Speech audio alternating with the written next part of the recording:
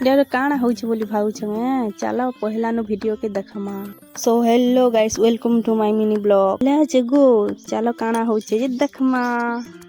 आज ही होची हमर घर दशमी पूजा। तो बापा इटा दशमी पूजा करूछ। देखो दीपसा केनता पच पच अछि ना जे बापा जेनता पूजा करूथिले मुई डरी करी भागी आसनी। काश केते बेले इछन देवता का पर खटी चिबा बोल करी हेले मुई सिना भागी आसनी।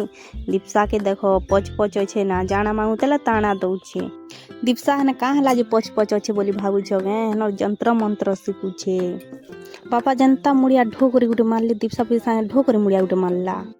ଆଉ ଆଜିର ପାଗଟା ଦେଖ ଯେନ୍ତା ଦିଶୁଛେ ଯେ ତ ପୁରା ଦେଖୁଥାନ ଭଳିଆ ଦିଶଛେ।